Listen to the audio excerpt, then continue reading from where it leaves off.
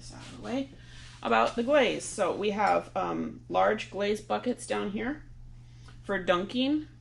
We have small buckets up here with the previous glaze. As it gets lower and lower in these buckets, it comes up to the counter here. And this is primarily for brushing. We have a couple different size whisks. So what is glaze? Glaze is raw material suspended in a liquid. It is not a paint pigment. These are natural earth elements suspended in water. So I would like it if you would use one color at a time. You don't want to have too many lids, too many buckets open. Cross-contamination can become an issue. So try to choose one color at a time. I am not opposed to you layering different colors. I would recommend just one layer of color on another at a time. If you want to see what the effect is of a certain glaze over or under a color, you can look at the test tiles over here. We have samples of what the different colors look like staggered on top of each other. Some of the colors react and they move down the side of the pot. They melt even more. So you have to be careful of certain combinations and give yourself a good width of space on the bottom to accommodate that running. So as the glaze sits in these buckets, over time the water from them may evaporate more into the atmosphere and it will get thick. So if you think the glaze is getting too thick, ask one of the lab techs on duty and they'll add water to make it a good consistency for dunking. But I want you to use your judgment. If you think it's too thick, you don't want to apply thick glaze onto your pot. I'm going to give it a good stir and bring up all that sediment from the bottom of the bucket.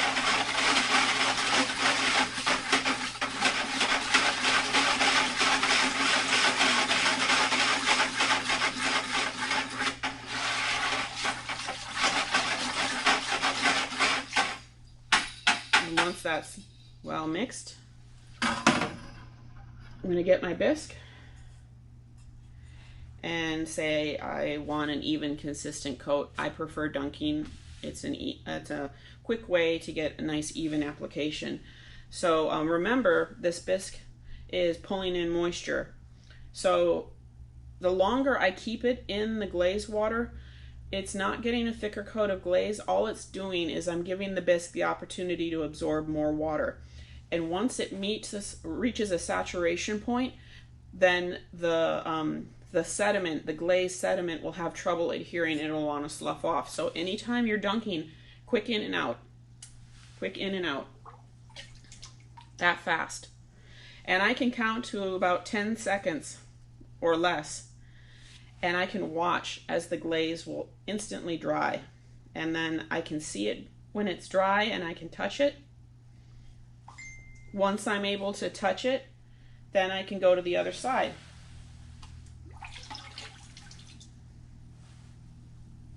And there I have a nice, consistent application of glaze. Oh, I missed a patch right there. Let's get that real quick. So what you're looking for in a good application is, I don't see any of the pink of my bisque coming through.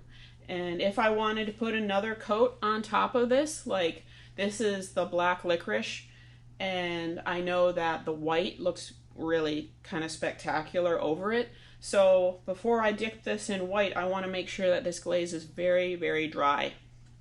And again, I'll hold it from whatever point I want and quick in and out. And if it's very dry, then none of this glaze should contaminate the other bucket.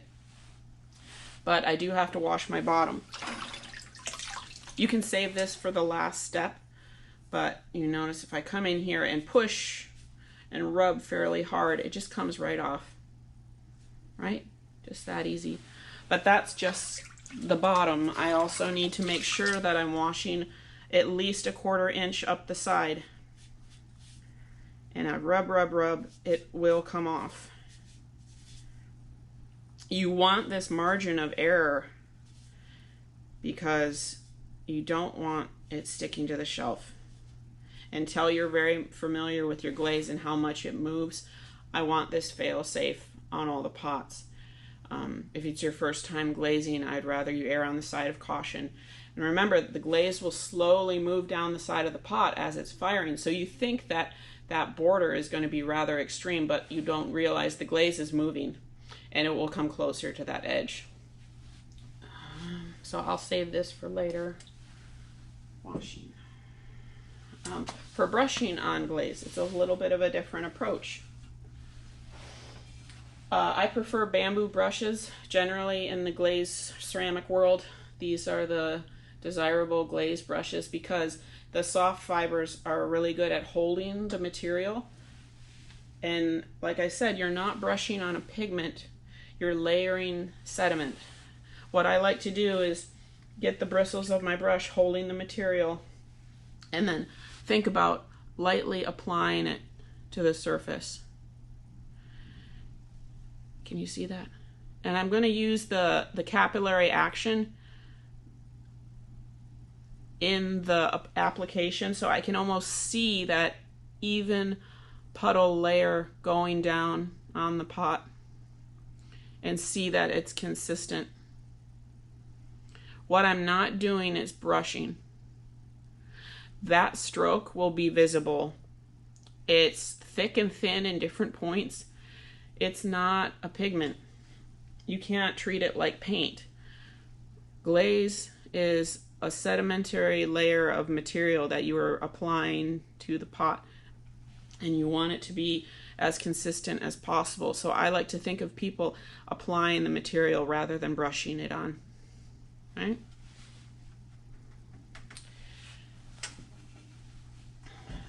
So I believe that's everything. When you're glazing, something I forgot to do, especially when you're dunking, we have gloves over here. You should wear gloves. Keep this material off of your bare hands. And make sure your bottoms are well washed, and we'll see you in the studio.